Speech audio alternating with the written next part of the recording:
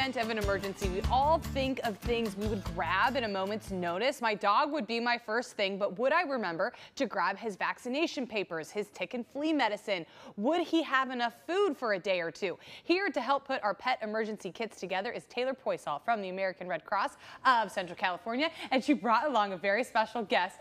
This is Bella. All right, so is Bella your dog? Bella is my dog, and I put together this pet emergency go bag thinking of her, and if we had an emergency, what would she need? And I know, we all think that, oh yeah, I have what I would need, my inhaler, my medicine, I've got, you know, a change of clothes, but we don't necessarily think of all the things that our dog uses during the day or throughout several months. So in your emergency kit for your pet, what do you put in there? So I have a few things. I have a few dogs at home, so I have to have a few things in consideration. She might just leave us. I'm gonna hold Bella because she looks like she needs a little lap to sit on. So a few things I have are pictures of my other dogs. Oh, that's a great idea. In case that they got lost or got out.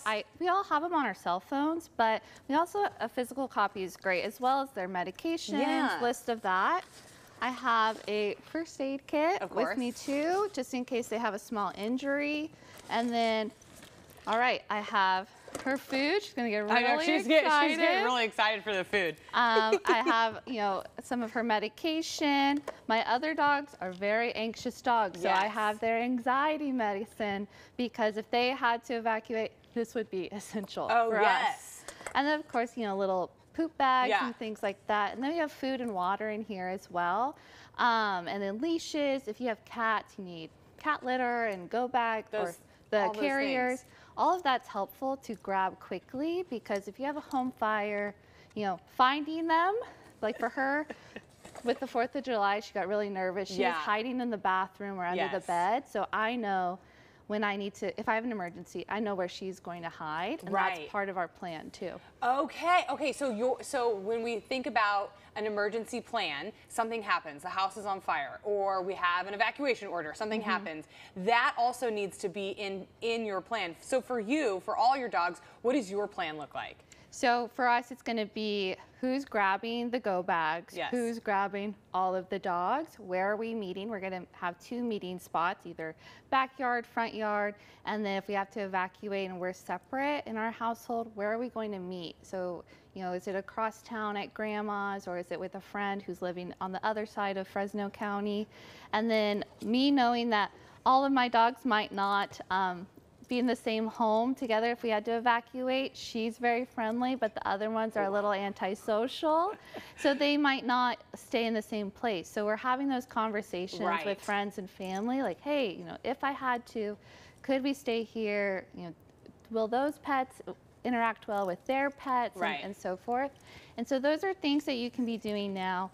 All of the things in my bag here I gathered from around home. It was old Tupperware, an old blanket. So we put that in there. I won't miss it, but it'll be so great to have when it's time to evacuate. The pictures is such a great point, and having food and knowing where your dogs hide is a really good thing to have. I have a very big dog, and I take his collar off. He's so fat that when we leave the collar on, his neck gets like wet and gross in there. So we have to take the collar off, but I will put a collar on this little hook, so I know that if I need to go in a moment's notice, he has a collar with his tag on it that I can grab really quickly. So those are all things that you should take into consideration. Know your pet, know how anxious they are, know where they hide, so that you can create an emergency plan.